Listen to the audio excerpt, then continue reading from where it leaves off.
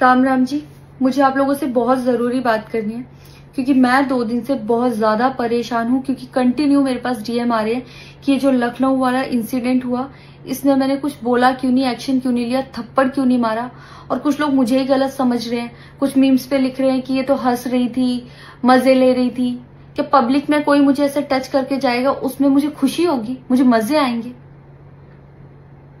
सारी बात ये थी कि जब इनका सॉन्ग के लिए मेरे पास कॉल आया तो मैंने सारी चीजें क्लियर कर ली थी कि इसमें ऐसा वैसा कॉस्ट्यूम तो नहीं है, कोई डबल मीनिंग लाइन तो नहीं है और इसमें ऐसा वैसा सीन तो नहीं है। और मैं शूट पर गई, शूट पे सब कुछ नॉर्मल था, मुझे कोई प्रॉब्लम नहीं हुई।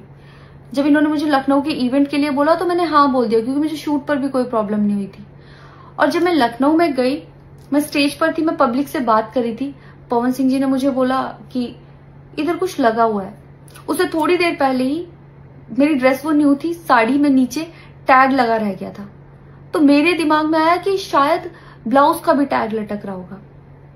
मैं हंसकर उस चीज को दबा रही थी कि अगर मेरा टैग लगा भी है तो वो चीज जिस टाइम मैं पब्लिक से माइक में बात कर रही हूँ उस टाइम ना बोल के साइड में भी बोली जा सकती है, इसलिए मैं उस चीज को उस टाइम पे दबा रही थी। मैंने हंस के टाला, अवॉइड किया और फिर दोबारा बात करने लगी।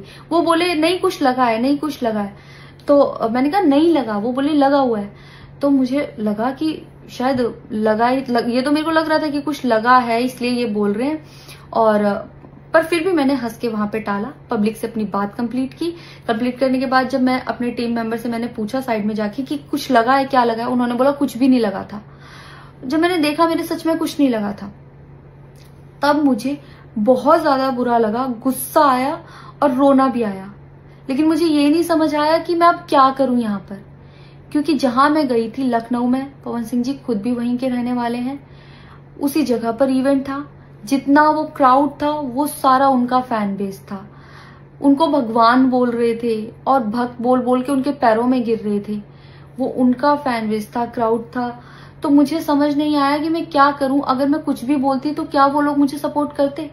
मेरे साथ कुल 3-4 बंदे यहाँ से गए थे, तो वहां जितना क्राउड था क्या वो लोग मेरा साथ देता। मैंने सोचा मैं बैक स्टेज जाके बात करूंगी। इतनी देर में थोड़ी देर